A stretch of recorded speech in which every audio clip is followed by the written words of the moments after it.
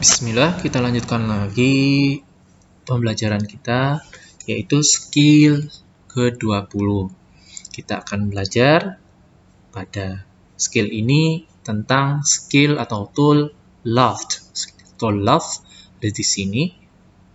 Kalau kalian klik, nanti loftnya ada di sini. Nah, tool ini buat apa sih?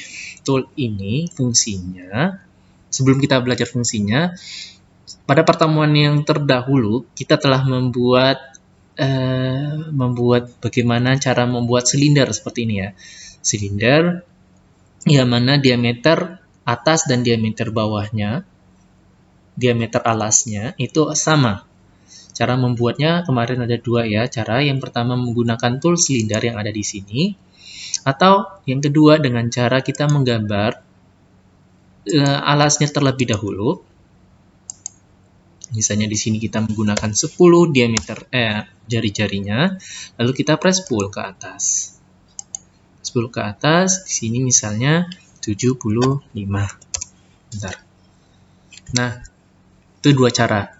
Silinder, membuat silinder atau tabung, yang mana pasti tabung diameter jari-jari atas atau diameter alasnya itu sama, baik yang atas maupun yang bawah. Lalu bagaimana cara membuat suatu bangunan yang diameternya itu berbeda? Yang atasnya itu mungkin lebih besar, yang bawah lebih kecil, seperti kita mau membuat corong. Corong itu diameter atasnya pasti lebih besar daripada diameter bawahnya. Cara membuatnya, atau corong yang seperti ini ya, tadi Bapak udah buat. Nah, seperti ini, bagaimana cara membuatnya yang diameter atasnya lebih besar daripada diameter bawah? Itu kita menggunakan yang namanya tool loft di sini.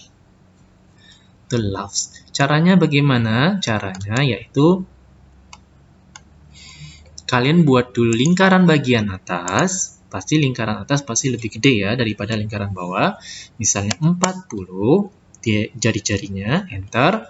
Lalu buatlah pada bagian, lingkaran pada bagian bawah.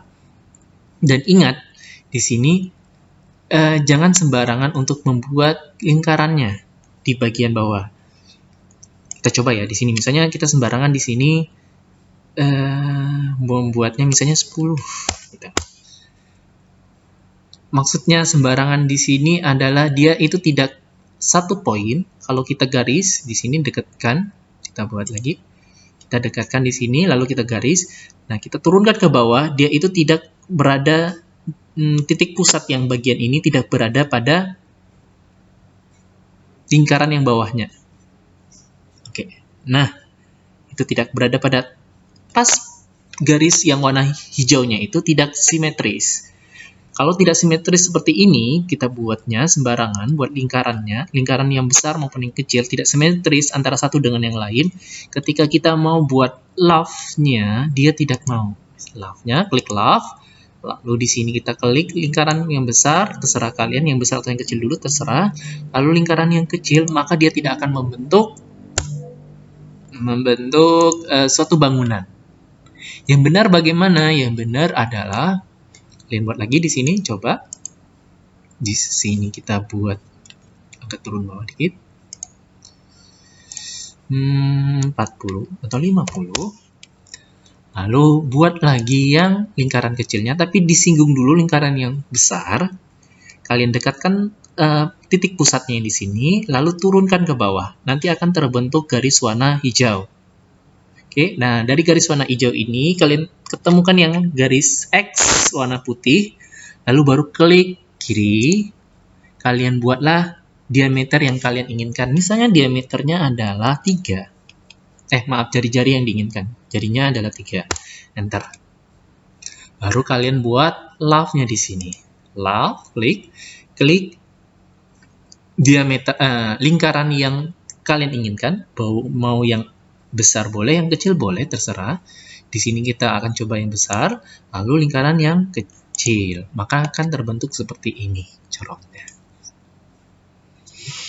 Nah, itulah fungsi dari loft. Pertanyaannya, bagaimana cara membuat corong yang seperti ini?